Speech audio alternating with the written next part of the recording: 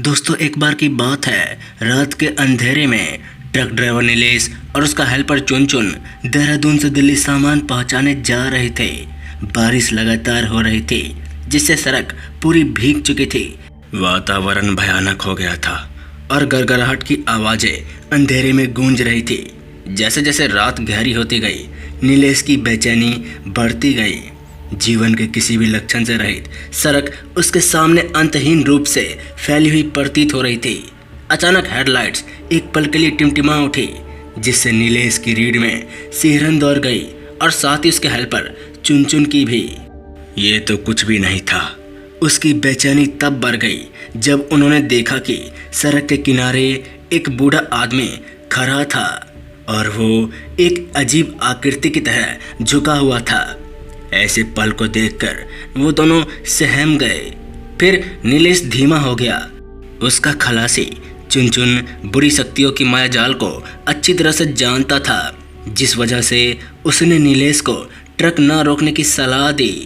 लेकिन नीलेश की जिज्ञासा बढ़ने पर उसने बूढ़े व्यक्ति को लिफ्ट देने का फैसला किया।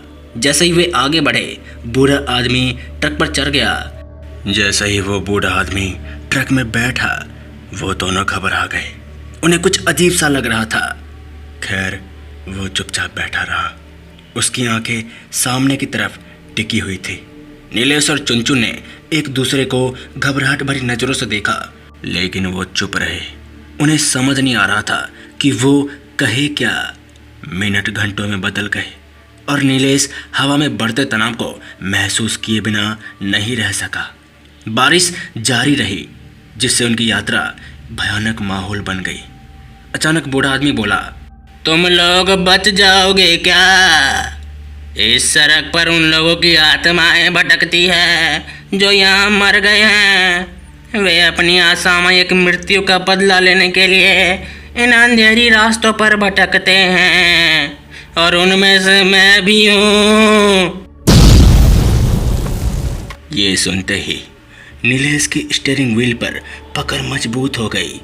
उसकी आंखें सड़क और बूढ़े आदमी के बीच आगे पीछे घूम रही थी।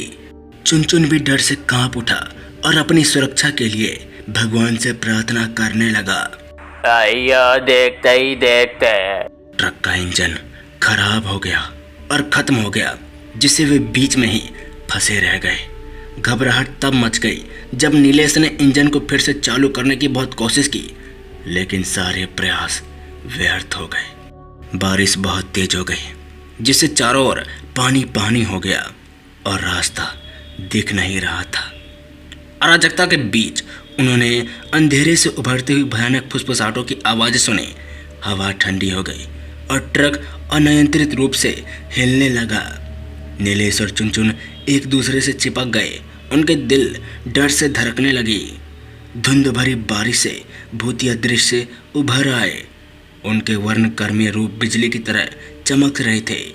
उन लोगों की आत्माएं जिन्हें भूता सड़क पर दुखद नियति का सामना करना पड़ा, कहराते हुए और पीड़ा में चिल्लाते हुए उन लोगों ने ट्रक को घेर लिया।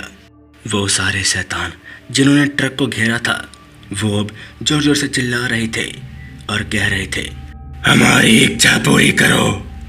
ये सुनकर वो दोनों घबरा गए। सामने का दृश्य सहन ना कर पाने के कारण नीलेश और चुन ने अपनी आंखें बंद कर ली।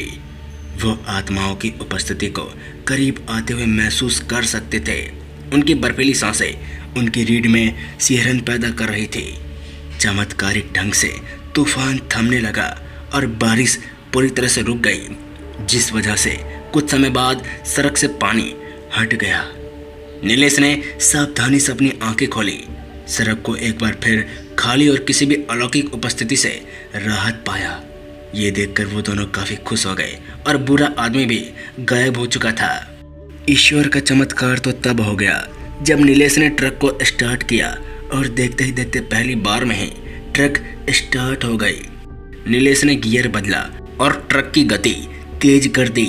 जैसे ही ट्रक ने अपनी यात्रा जारी रखी, नीलेश और चुन ने एक दूसरे पर नजर डाली। उनके चेहरे सदमे और अविश्वास से पीले पड़ गए थे, क्योंकि कुछ देर पहले उन्होंने ऐसी शक्तियों का सामना किया था जिन पर वो कभी विश्वास नहीं करते थे। वो पूरी तरह से समझ नहीं पा रहे थे कि अभी क्या हुआ था।